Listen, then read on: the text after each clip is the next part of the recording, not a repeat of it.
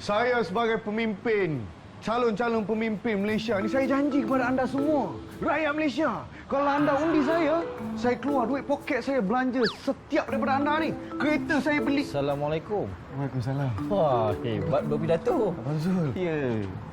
Saya Ha. nak jadi pemimpin, Abang Zul. Jadi pemimpin. Nak jadi pemimpin politik. Kalau nak jadi pemimpin politik, boleh kita sembang-sembang dulu. Kat dalam. Boleh. Okey, jom. Jom.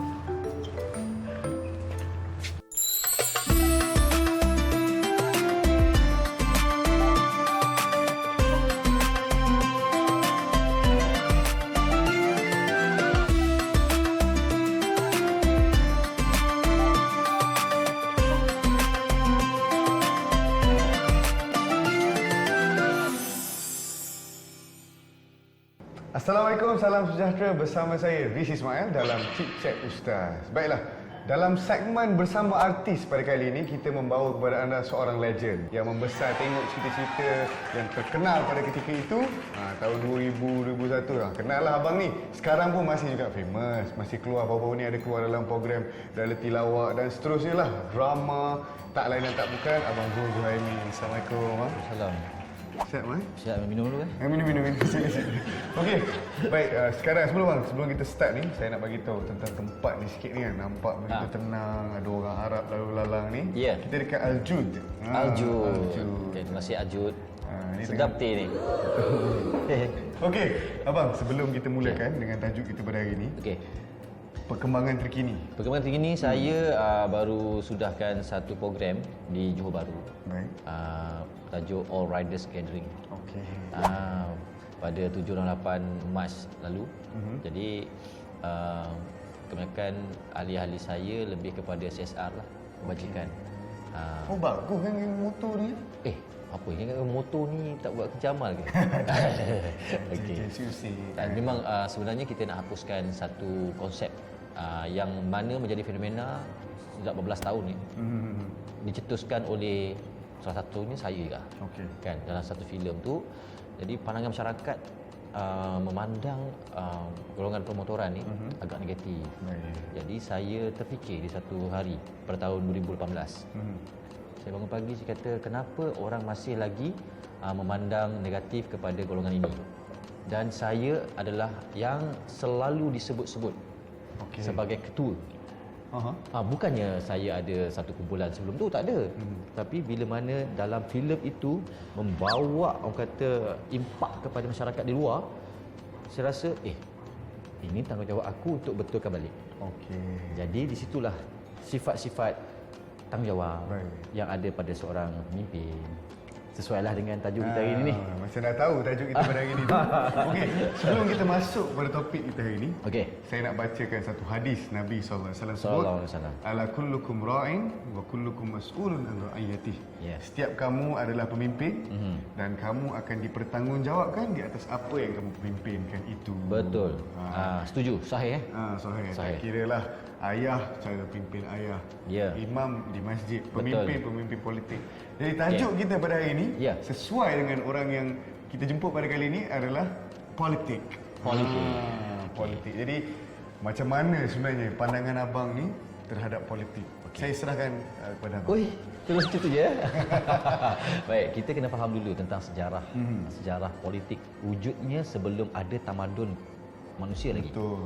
Di mana kewujudan mereka ini tidak lagi ada satu tamadun. Di mana kita sedar tamadun itu satu yang sangat bersistem. Jadi saya beranggapan ikut kajian saya dalam seni dan budaya. Saya juga dalam bidang seni kan. Di mana kalau kita ambil lah wayang. Wayang itu dipersembahkan waktu bila permulaan manusia, sebelum tamadun lagi, ketika bapaknya bersama kawannya pergi memburu. Pergi memburu, dia balik bawa hasil. Jadi waktu makan malam beramai-ramai itu, anak mereka, isteri mereka akan bertanya dalam bahasa mereka lah, saya pun tak faham bahasa orang-orang Batu dulu kan. Macam mana bapak atau pakcik tangkap binatang itu? Jadi mereka ini tidak ada satu bahasa yang boleh bercerita seperti kita sekarang ni. Jadi dengan unggun api itu dia gunakan bayang yang terpapar ataupun terpancar pada dinding gua. So dia buat bentuk macam tu kan? Tak, bentuk itu dia sendiri lakonkan. Okey. Dia lakonkan bagaimana kehebatan mereka memburu dalam gaya gerak tarian, ada sikit muzik-muziknya kan, untuk menceritakan kepada kelompok mereka. Di situlah kita memilih siapa pemimpin yang paling kuat, yang paling hebat, paling bijak ketika itu, itulah pemimpin. Betul. Walaupun kecil dalam 8 orang, 10 orang, tapi bila dia mendapat kuasa untuk memimpin, di situlah nilai politik wujud. Baik. Okey, itu satu definasi yang cukup baik dan jelas kan, daripada bila mulanya dan sebagainya. Baik. Jadi kita nak masuk kepada yang lebih mendalam. Okey. Bila sebut dalam konteks politik di Malaysia, kita Lebih khusus semestinya ada orang macam ni, ada orang berbendera begini, warnanya begini dan begitu.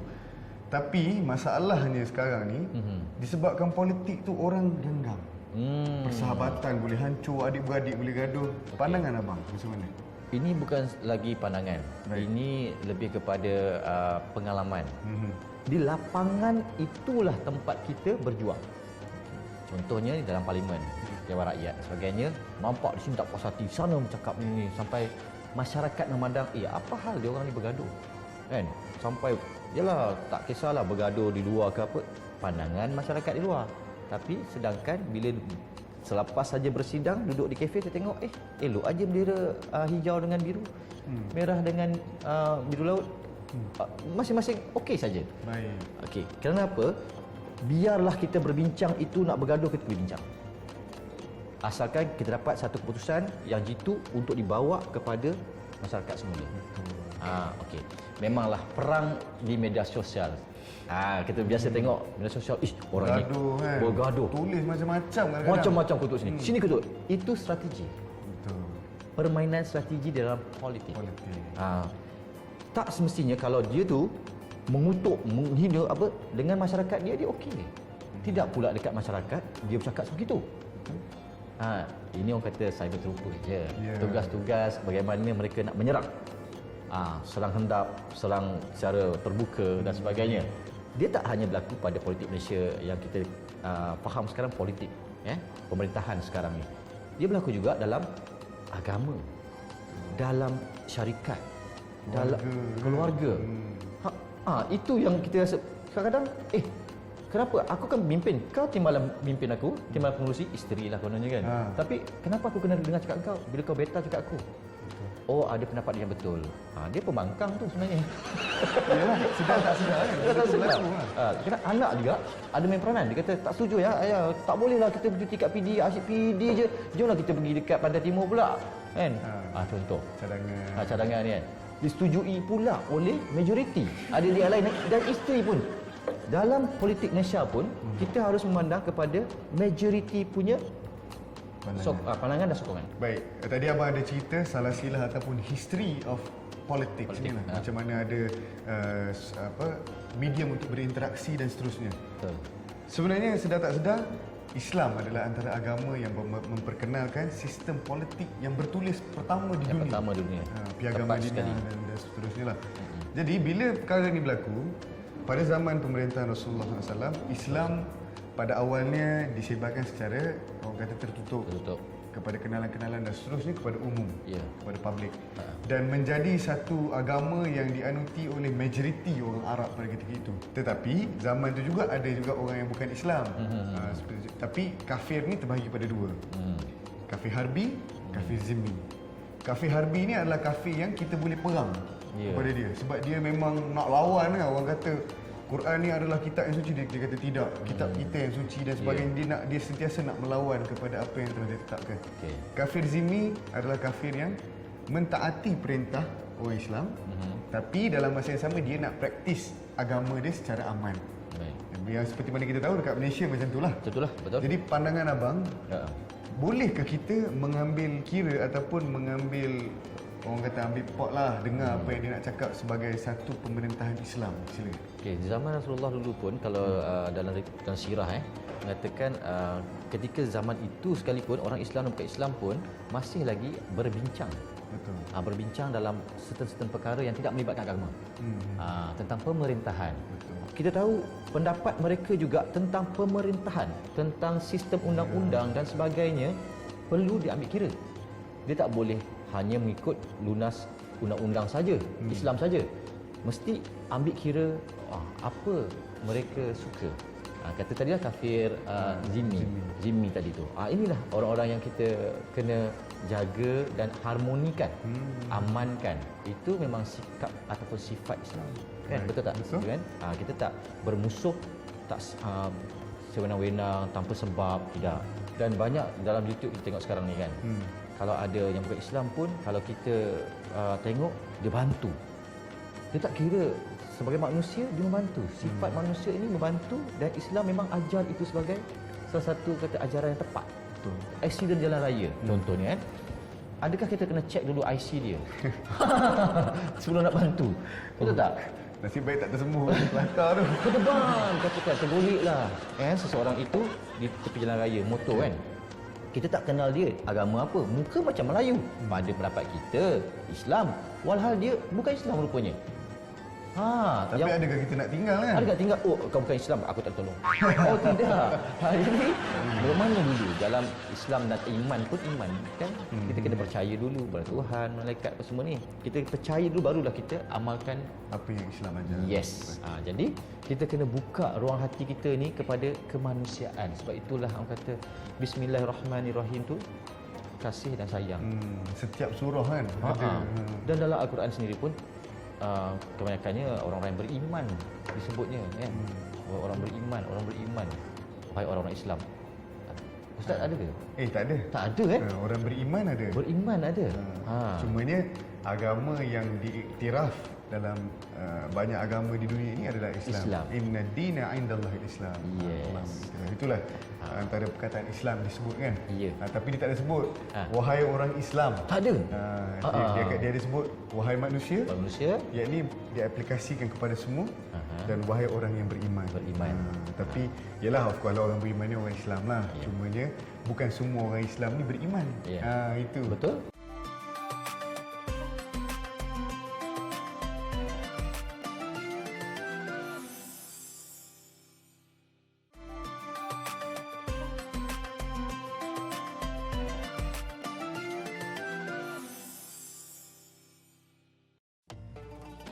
Mungkin pemimpin Islam juga boleh melakukan kerosakan seperti mana pemimpin bukan Islam. Betul. Ada juga Betul. sebegini kan. Jadi kita pun ada sejarah yang berlaku zaman Perang Dunia Pertama katakan dulu kan, di mana Hitler kan, macam mana dia cipta satu fahaman dia sehinggakan ramai yang ikut dia.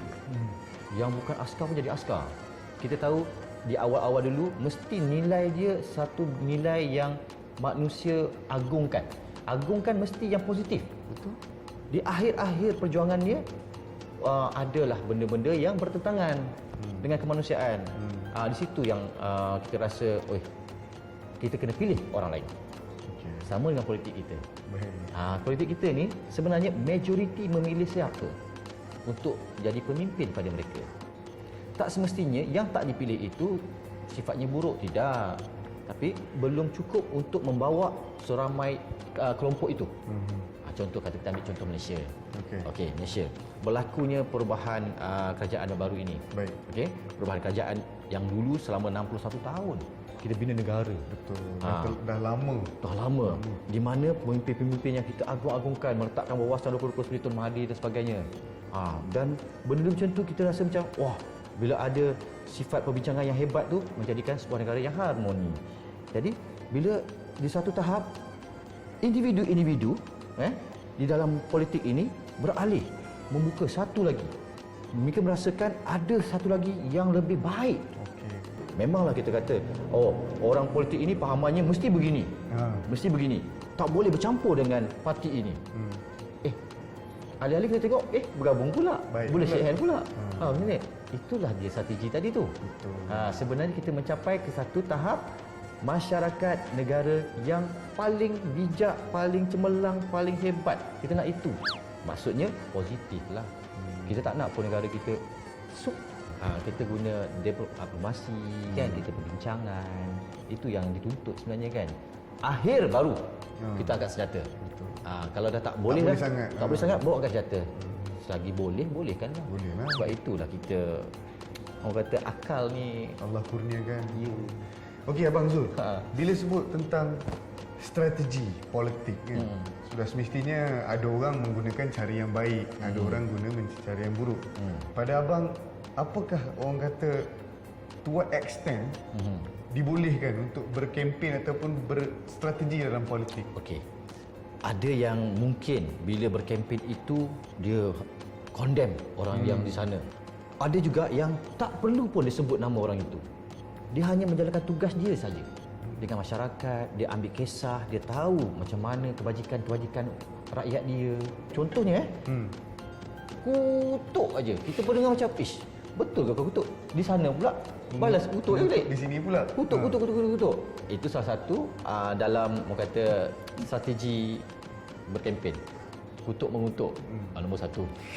Nombor dua itu mesti back to community. Mesti. Jadi kalau ikutkan, boleh saja nak buat apa saja asal jaga adab. Adab ni kalau kita letak depan, ilmu pengalaman ikut sekali. Sebenarnya kan. Kalau kita adab itu kita lempar jauh-jauh, saya rasa pemimpin itu tak layak untuk memimpin. Baik, kita dah cerita strategi, kita dah cerita sejarah terjadinya politik dan sebagainya. Sekarang kita nak masuk yang paling penting jugalah. Macam mana nak pilih seorang pemimpin? Sebab sunnatullah mengatakan ataupun apa yang berlaku akan mengatakan kita percaya hari akhirat akan berlaku. Kiamat akan berlaku. Dan untuk dua perkara ini berlaku, pemimpin-pemimpin yang jahat ataupun pemimpin-pemimpin yang tidak baik akan diangkat di akhir zaman ini. Jadi ciri-ciri ataupun apa yang sepatut adanya pada seorang pemimpin? Okey. Kita ambil balik apa sebab dia nak jadi pemimpin. Dalam politik dia ada dua, bagaimana dan mengapa. Bagaimana dia nak politikkan diri dia dalam masyarakat dan mengapa itu yang paling penting. Jadi ada ada dua syarat. Jadilah pemimpin yang paling baik. Syarat pertama. Syarat kedua, patuhilah syarat pertama. Bila tak patuh syarat pertama ini, membuatkan syarat kedua, ketiga, keempat itu takkan terjadi. Bila dia tak patuh, dia lupa niat asal kan. Nawaitu itu yang paling utama. Niat kita adalah untuk apa? Dalam di London dulu orang sini berpolitik, orang sini politik, tak ada media sosial. Dihantarnya budak-budak untuk go and sit. Di sana cerita pasal bagaimana nak merancang strategi, nak bantu, nak buat kebajikan. Bila dia dengar, semua itu tentang positif. Tak ada bercakap macam mana aku nak bunuh dia, macam mana aku nak, tidak. Macam mana aku nak bakar rumah dia, tak ada. Fikir ke arah pembangunan. Macam mana kita nak bina supaya kita hapuskan cukai. Itu ke arah kebaikan contohnya. Tapi menjadi rugi kepada negara pula. Semua memikir tentang ke arah kebaikan ke sesuatu masyarakat dan kaum dan negara, komuniti itu sendiri. Jadi dia pergi go and sit. Budak tu lari balik ke orang tu cakap, bos, okey, saya dah dengar tadi, saya dah pergi gosip. Itu maksudnya gosip bermula tu. Go and sit. Bos gini. Okey, kalau macam tu dia kena turunkan cukai 20%, kita turun lagi 15%. Sukalah masyarakat. Yalah. Dari 25 ke 15. Jadi makin rendah kan? Makin rendah. Sana pula dengar balik. Bila dengar bercakap macam ni, ada orang datang sini untuk bergosip. Go and sit tu. Itulah. Gosip. Kan? Dia hantar sana balik. Ini tempoh nak bertanding ni dalam masa 2 minggu ni. Sana kata tak berjadi. Turun lagi 10. Siapa nak tanggung? Tak apa. Aku orang kaya. Aku ada hasil. Aku ada perniagaan aku. Aku laburkan semua. Nampak? Pengorbanan. Seorang Pemimpin itu sanggup korbankan apa saja demi untuk masyarakat. Okey, sehingga kan bila sampai kat sini balik, gini je lah. Aku jual lah rumah aku ni, siapa nak beli? Sehingga kan begitu Ya, sanggup bergodok gadai untuk orang kata nak menjadikan dia seorang pemimpin yang dia rasa dia bertanggungjawab. Kalau dia tak pimpin, mungkin pahaman politik di sana itu akan masuk di sini dan membuatkan ada benda yang mereka tak puas hati. Dalam kita boleh relate lah dengan pemerintahan sekarang ini kan. Macam mana ada yang tak puas hati, ada yang setuju, ada yang tidak. Kita nak mencapai satu kata putus yang baik saja sebenarnya. Okey, pemimpin yang baik itu tadi, dia mesti seorang pemimpin yang sangat baik. Kita boleh describe lah apa benda yang baik lah sekalipun. kan. Yang penting jaga agama dia, jaga masyarakat, jaga itu, family dan sebagainya baik, dia layak jadi pemimpin. Kalau dia tak hiraukan masyarakat, konon-kononnya dia nak masuk jadi politik ni, jadi orang besar dan dia boleh memegang satu kuasa yang dia boleh sign projek puluh-puluh juta itu. Ataupun dia boleh nilaikan diri dia ni sebagai pemutus hukum kepada, okey, engkau sekian, kau aku buang, pancung. Ini itu dah zalim. Betul. Memimpin yang macam tu tak layak sebenarnya.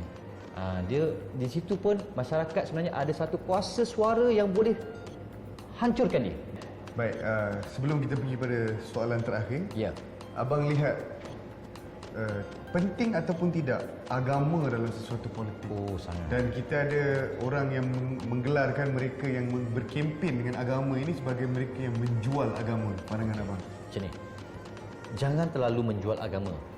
Sedangkan kita tahu agama itu adalah kita punya panduan hidup. Betul.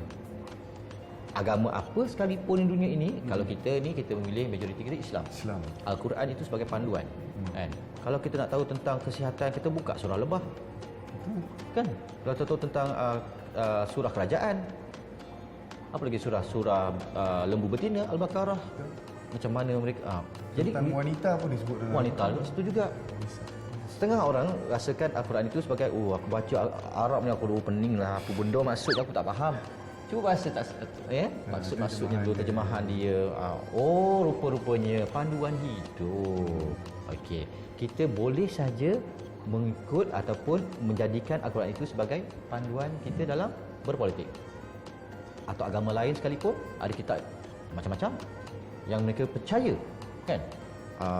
Bahawasanya kitab itu panduan kepada macam mana mereka nak berpolitik. Sebenarnya istilah tunggang agama tak wujud. Pada saya, apa-apa bangsa sekali dalam dunia ini semua yang tunggang agama. semua kita bukan tunggang lah, kita beragama. Kita jangan tunggang agama, masuk tunggang agama, dia tunggang agama tapi dia tidak beragama. Itu bahaya. Itu munafik. Tunggang tapi dia tak beragama. Dia tidak beragama. Maksud tidak beragama itu dia tahu dalam IC dia orang Islam apa semua tapi dia tak solat, tak laksanakan, tak itu, tak gini, macam mana? Kejayaan kalau kita pernah bersebut tentang Freemasonry di mana kitab Kabalah itu dihering di mana-mana saja. Simbol-simbol diagungkan. Undang-undang dilaksanakan. Perancangan dilunaskan walaupun perancangan itu bersifat 100 tahun akan datang. Itulah Freemasonry. Illuminati dan Freemasonry kan, betul kan? Jadi mereka ini memegang kitab Kabalah sebagai panduan. Iblis dan berjaya lah. Dan berjaya. Sehingga hari ini orang-orang yang kita kata terkenal di seluruh dunia pun mengikuti. Sehingga kan satu dunia ini, bukan satu dunia lah, boleh katakan 80% ke 90% berhutang kepada mereka. Bank dunia. Note ada lambang Illuminati, Freemasonry dan macam-macam. Jadi itulah mereka yang percaya dengan agama. Kenapa kita tak percaya pada agama kita? Kita boleh buat sesuatu berpandukan Al-Quran, settle. Kita tak tunggang agama, kita bawa agama itu seiring. Ada setengah parti politik. Ni kita nak masuk ni yang detail. Panas sikit ni. Kita nak dengar tu. Parti politik yang meletakkan agama terlalu tinggi sehingga kan kaum lain susah nak masuk. Kenapa undang-undang ini perlu diperjuangkan? Hudud contohnya. Hudud, sedangkan kami bukanlah orang Islam. Kami ramai masyarakat di sini boleh katakan kafir zimmi tadi yang patuh kepada undang-undang. Dia nak patuh tapi kenapa letakkan sehingga begitu sekali? Kita takut.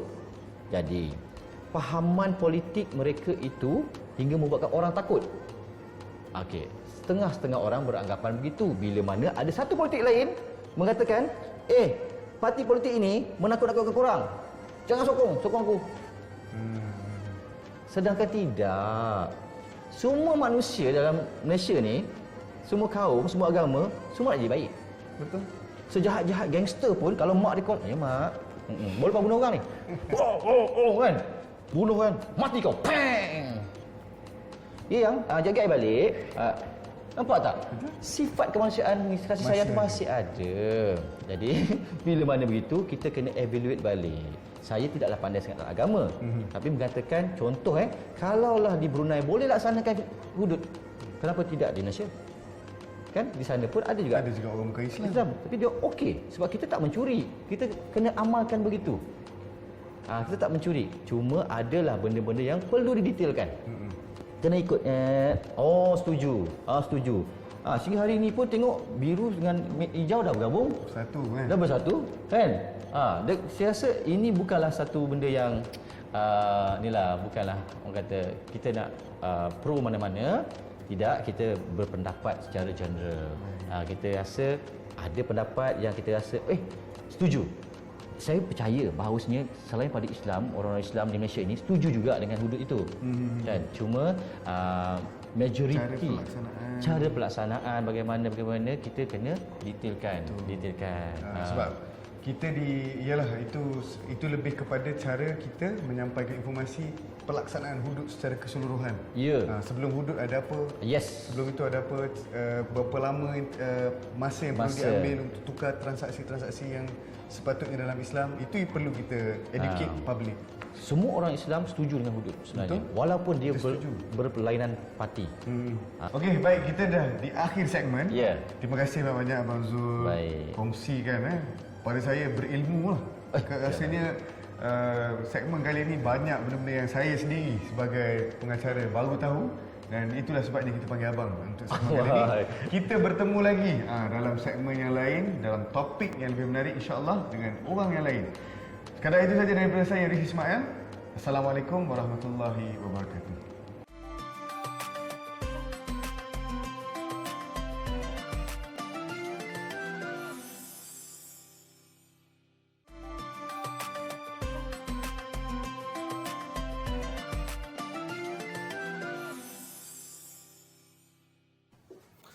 Assalamualaikum warahmatullahi wabarakatuh.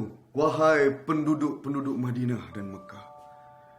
Nabi SAW pernah berpesan. Nabi kata, "Man kanatil akhiratu hammahu, ja'alahu Allahu ghinahu fi qalbihi, wa jama'a syamlahu, wa lam ya'tihi minad dunya illa ma qaddara lah." Nabi kata, "Man kanatil akhiratu hammahu." Sesiapa yang akhirat itu yang menjadi benda yang dia ambil berat, benda yang difikirkan selalu, ja'alahu Allahu ghinahu fi qalbi. Allah bagi ketenangan dalam hati dia. Jadi umat-umat Islam semua pastikan keimanan dipasak ke dalam hati dan menjadikan agama Islam sebagai panduan dalam kepimpinan kita dan dalam kefahaman rakyat kita. Wallahu alam. Assalamualaikum warahmatullahi wabarakatuh. Itu dia sikit sebanyak itu berlakon saja. Nak bagi tahu macam mana cara orang dulu zaman-zaman Rasulullah berpolitik. Jadi untuk tajuk kita pada hari ini, kita dalam sesi pertanyaan soalan Cik Cik Ustaz bersama Rishi Ismail. Kita mulakan dengan soalan yang pertama. Assalamualaikum, nama saya Nur Fazana. Ustaz, saya nak tanya, Islam ada galakkan umatnya berpolitik ke? Islam galakkan umatnya berpolitik ataupun tidak? Sebenarnya memang dalam Islam ada dalam hadis yang mana mafhumnya begini, maksudnya wajib antara, kalau ada 3 orang dalam satu kawasan, wajib untuk memilih seorang pemimpin. Jadi di sini kita boleh katakan wajib untuk kita memilih seorang pemimpin. Tidak semestinya melalui politik, tapi wajib untuk kita memilih pemimpin. Dan di Malaysia, cara memilih pemimpin adalah seperti mana? Dengan adanya pilihan raya dan sebagainya, memilih pemimpin-pemimpin melalui parti-parti politik. Jadi hukumnya adalah wajib. Baik, macam mana? Adakah Islam menyuruh kita berpolitik sehingga melupakan ataupun tidak menghargai hubungan persaudaraan, hubungan kekeluargaan yang kita ada? Kadang-kadang ada orang dalam sebuah keluarga, seorang sokong ni, seorang lagi sokong parti B, seorang parti A. Disebabkan ketidakserasian fahaman tu, bergaduh. Adakah ini dibenarkan oleh Islam? Tidak sama sekali. Hatta Imam Syafi'i, Imam Hanafi, Imam Hambali, mereka memecah mazhab. Tetapi apabila Imam Syafi'i berjumpa dengan tok gurunya Imam Hambali dan seterusnya, dia menghormati apa yang tok guru dia cakap. Dan jikalau perdebatan antara imam-imam ni yang lebih tinggi daripada politik, ini adalah faham agama kan, yang lebih tinggi daripada politik, mereka Walaupun berselisih faham, apa yang dilakukan? Saya minta maaf Tuan Guru, saya ada sedikit salah faham. Dan dia terus berhenti. Bukan macam kita hari ini. Bergaduh. Sampai ada yang mati kerana merusuh. Apa nak jadi? Islam bukan agama yang ekstremis yang menyebabkan seseorang itu perlu berpolitik sehingga melupakan tunjak utama yang perlu ada dalam diri kita, iaitu keimanan kepada Allah Subhanahu wa taala. Jadi untuk berpolitik tak ada masalah, Islam sarankan, tetapi ada cara dan ada batasan dia. Ikut cara yang terbaik, insya-Allah akan hasil sebuah negara bukan saja keamanannya stabil, tetapi politiknya bersih daripada segala perkara yang mungkar. Wallahu alam. Kita terus dengan soalan kedua. Assalamualaikum Ustaz, nama saya Mustafa. Saya ada satu soalan untuk Ustaz. Apa pandangan Ustaz tentang ahli politik yang banyak berjanji untuk membela rakyat? Ini soalan yang bagus. Apakah pandangan saya kepada pemimpin yang janji bulan bintang dijanjikan, sekarang tak ada apa yang berlaku? Baik, kita tak nak sentuh mana-mana pihak politik sebab ini adalah satu isu yang agak sensitif. Cumanya dalam Islam ini, kita ada sifat-sifat munafik. Dan antaranya adalah apabila dia berjanji, dia ingkar janjinya. Jadi apakah cukup untuk kita panggil dia seorang munafik? Bukan, tapi dia ada salah satu ciri orang-orang yang munafik. Sayyidina Umar pernah berkata, kulil haq walau kana murran, cakap yang benar walaupun ianya pahit. Kalau kita tak mampu untuk menjanjikan sesuatu perkara, janganlah kita janjikan. Bolehlah tukar perkataan janji itu kepada usaha ke, ataupun kepada target ke dan sebagainya, supaya ia tidak dipersoalkan di akhirat esok. Antara manusia-manusia yang dibangkitkan di akhirat esok dengan satu rantai besi yang diikat kepada lantai adalah pemimpin. Pemimpin-pemimpin politik di luar sana, hati-hati. Ini pesanan cik-cik ustaz kepada anda semua. Hati-hati dengan apa yang dijanjikan dan melaksanakan apa yang telah dijanjikan. InsyaAllah setiap kita adalah pemimpin disebut oleh Nabi Muhammad SAW dan dipertanggungjawabkan atas apa yang kita pimpin. Bila kita dah janji ni dan bila kita tak laksanakan, bukan saja imej kita sebagai seorang pemimpin, tetapi imej agama yang kita bawa. Kalau kita orang Islam yang faham tentang kejujuran, yang faham tentang pentingnya nilai Islam dalam diri kita dan rakyat kita, janganlah kita tipu rakyat kita. Cakap perkara yang benar, janji perkara yang boleh, dan insya-Allah dah macam promo parti politik pula saya ni, tapi tak ada masalah lah. Cumanya pastikan janji mesti kita laksanakan, walaupun sekecil-sekecil perkara sehinggalah sebesar-besar perkara. Wallahu alam. Kita terus dengan soalan yang terakhir dalam Cik-Cik Ustaz, soalan ketiga. Tak tanya pasal politik. Saya tak suka lah. Politik pecah belahkan rakyat. Marah sangat abang ni. Baiklah. Mungkin ada yang berpandangan politik memecah belahkan antara kita. Sebab tu saya sebut tadi, berpolitik dalam Islam hukumnya ada ulama mengatakan wajib, ada ulama kata harus. Tapi pemimpin itu wajib kita pilih. Tetapi tidaklah sehingga kita menggadaikan prinsip Islam dalam diri kita. Kita mesti faham, mesti hargai nilai Islam dalam diri seseorang tu. Kerana apa? Nabi SAW sebut dalam satu hadis yang mana Nabi sebut tentang halawatul iman, kemanisan iman. Ada 3 perkara yang memberi kemanisan iman ini. Di antaranya adalah wa ayyuhibbal mar'a la yuhibbu illa lillah. Tidaklah dia sayang sahabat dia, tidaklah dia sayang saudara dia hanya kerana Allah SWT. Dia tak ada memberi apa-apa manfaat. Kita kena amalkan dan kita kena faham ini yang utama dalam hidup kita. Sayang saudara kita itu bukan kerana apa-apa, tetapi kerana Allah Subhanahu wa taala. Jadi kalaulah kita faham konsep ni, sudah semestinya kita tidak akan memecah belah walaupun kita dalam parti politik yang berbeza. Kehidupan dengan perbezaan pandangan ni biasa.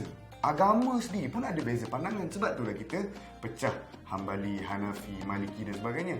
Bukannya mereka ini berbeza dari sudut akidah, cuma dari sudut pelaksanaan. Contoh ada yang kata baca kunut, kan? Ada macam kat Mekah, Madinah tak baca kunut. Ini hanya perbezaan dari segi amaliyat, perbuatan amaliyat. Tapi secara keseluruhan mereka ini ingin menuju ke satu tempat, iaitu apa? Syurga Allah Subhanahu Wa Taala. Jadi kita ambil contoh-contoh imam-imam yang besar ni, mereka-mereka ni ada pengikut lebih lagi daripada pengikut pemimpin yang kita ada di Malaysia. Jadikan mereka ni contoh dan insya-Allah hargai nilai Islam seperti mana yang saya sebut tadi dalam hadis halawatul iman, kemanisan iman. Bukan sahaja kita apabila melaksanakan politik dengan cara yang baik, iman kita sendiri akan bertambah baik. Akhlak kita, bila kita dah faham nilai Islam, tindakan kita, percakapan kita tak begitu kasar, tak begitu tinggi kan. Ada ahli-ahli politik yang cakap dengan perkataan-perkataan yang kotor, perkataan yang mengguris perasaan bila dengar. Janganlah. Jaga akhlak kita, jaga percakapan kita. InsyaAllah kita hadirkan dengan satu sistem yang baru, dengan pemimpin yang boleh menjaga akhlaknya, baik dari segi politik dan juga peribadinya. Wallahu alam. Sekadar itu sahaja dari saya, Riz Ismail, dalam Cik Chat Ustaz sesi tanya soalan. Assalamualaikum.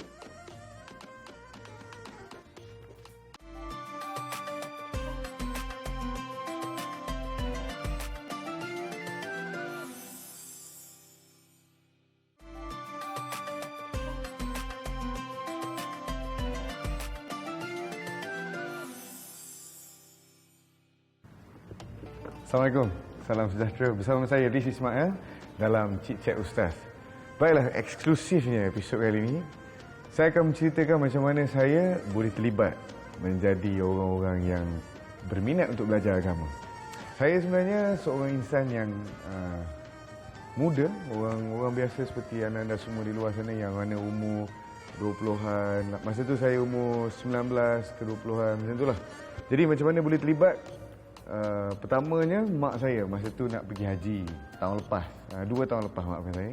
Dia ada satu permintaan yang saya tak pernah penuhi ataupun saya tak pernah mencuba untuk penuhi, iaitu audition kepada satu program reality agama ni lah. Dia tahu saya terlibat dalam sedikit sebanyak pengucapan awam, mengajar budak-budak di sekolah Al-Amin sebagai guru ganti dan sebagainya. Ada sedikit sebanyak penglibatan saya terhadap public speaking ataupun pengucapan awam kepada pelajar maupun kepada orang di masjid, pernah terlibat. Belum penglibatan saya dalam program tu sendiri, saya pernah juga berlakon sikit sebanyak, pergi casting sana sinilah sebab kita minat untuk ke depan dalam dunia seni inilah pada awalnya. Tapi Allah pusing cara terkenalnya itu dan cara untuk masuk dalam dunia seni ni. Baik, yang pertamanya masa saya disuruh oleh mak tu, Umi saya suruh pergi audition tu, saya kata manalah boleh. Kita ni bukan tinggi sangat ilmu agama, ialah kita pun baru belajar kan. Kurang lebih, ialah memang ada basic agama daripada tingkatan 1 sampailah ke tingkatan 5 di sekolah pondok di Besut, Terengganu, dan seterusnya melangkah pergi ke UIA lah. Balik daripada Mesir kerana Mesir pada itu pergolakan. Jadi cuti transition antara saya nak masuk berkeluarnya daripada Azhar, Jamatul Azhar, Universiti Azhar ke UIA, Universiti Islam Antarabangsa Malaysia. Ketika itu ada cuti sikit lah sebab dia nak transfer dokumen dan sebagainya. Mak saya pun pada masa itu juga dapat pergi haji. Jadi dia pun kata, Umi dah banyak kali cakap dengan adik ni supaya pergi audition tu. Umi nak pergi haji lah. Kalau Umi ada main satu perasaan lah, main jiwa sikit, dia kata apa? Kalau Umi meninggal kat sana, macam mana Umi tak sempat tengok awak pergi audition program-program agama ni lah. Jadi tak apalah. Sebab dia suruh tu dan dia sebut dia nak pergi haji dan sebagainya, saya pun packing malam-malam keesokannya tu. Jadi sehari sebelum tu saya tengok di mana audition tu dan saya pergi dalam keadaan memakai baju yang biasa je. Orang lain yang datang audition tu semua pakai sampin, pakai songkok, cukup lengkap lah sebagai seorang ustaz ataupun pendakwah muda. Jadi saya pergi memakai baju yang tidak ada butang, yang baju yang saya buat sendiri, yang saya berniaga tak menjadi tu, baju tak ada butang, dengan bulu dadanya terkeluar sikit-sikit, tak bersihkan sangat. Dan seluar pun seluar yang agak selekeh lah. Jadi saya pergi tu bukan nak masuk sangat, cuma ambil syarat kerana menghormati ibu saya, mak saya suruh pergi. Jadi saya pergilah. Masuklah stage pertama. Masa tu bersama dengan Ustaz Zulkifli yang menjadi pengacara kepada program reality tu. Jadi dia tanya saya, okey, silakan ceramah. Saya pun cakap lah, okey baik tuan-tuan, ibu-ibu, ayah-ayah semua, kita mesti faham bahawasanya agama ni penting. Macam tu lah, lebih kurang tajuk dia tentang fikir akhirat. Jadi bila saya bercakap, saya masukkan sedikit ataupun selitan-selitan dalam bahasa Inggeris. Sebab masa belajar di sini, masa saya masuk ke sini, masuk di Universiti Islam antarabangsa ada beberapa stage ataupun ada beberapa temuduga yang perlu dibahaskan ataupun diperkenalkan dalam bahasa Inggeris. Contoh, perkenalkan diri dalam bahasa Inggeris, perkenalkan kitab yang saya pelajar dekat Mesir dulu dalam bahasa Inggeris. Jadi penggunaan bahasa Inggeris masa tu memang meningkat terus dan terus lah dalam diri saya. Jadi saya cuba bercakap dan memberi tazkirah, campur-campur sikit bahasa Inggeris. Jadi Ustaz Zul berminat dengan saya, dia pun kata, oh, bijak demo dia kan dia orang Pantai Timur, dia kata. Okey, belajar kat mana? Masa tu saya katalah saya belajar di UIA, ambil kos undang-undang. Yalah, nak masuk lah kan tahun pertama. Dia tu okey bagus, dia pun angkat lambang hijau tu, maksudnya boleh stage ke seterusnya. Jadi sebenarnya program reality yang ada di Malaysia ni bukan senang juga nak lepas kan. Masuk stage kedua, dia menguji tahap ilmu agama kita. Contoh, dia kata kepimpinan, bagi hadis tentang kepimpinan. Kebersihan, bagi hadis tentang kebersihan. Menghormati ibu bapa, bagi hadis ataupun Al-Quran yang anda tahu. Ada lebih kurang 10 ke 15 soalan yang saya boleh jawab. Alhamdulillah, masa tu Ustaz Fuad, iaitu channel manager stesen televisyen, mantan lah, dia dah berhenti dah sekarang. Dia pun angkat pula bendera hijau tu. Maka saya teruslah ke level yang terakhir. Level yang terakhir ni dia lebih kepada soft skill kita ataupun apa yang kita boleh offer kepada TV lah. Biasalah televisyen ni orang nak tengok, boleh tak dia interaksi dengan kamera, boleh tak dia ni bercakap dengan yakin, boleh tak dia ni ada perwatakan yang bagaimana. Jadi for the last part tu, dia tebuk saya Al-Quran. Dia kata, oh, mu sekolah pondok? Okey, baik. Jadi dia buka, masa tu Ustaz Badli Shah pun ada, semua pun tahu Ustaz Badli Shah. Dia pun baca, nasib baiklah dia baca surah Al-Mulk. Kalaulah dia baca surah-surah lain, matilah aku. Sila baca dan sambung. Macam dalam peperiksaan hafazan pula, dia kata, sambung surah Al-Mulk. Amman hadzal ladzi huwa jundun lakum yansurukum min dunir rahman inil kafiruna illa fi ghurur. Baca dan sambung. Saya pun baca, alhamdulillah saya sambung dan mereka semua sukalah.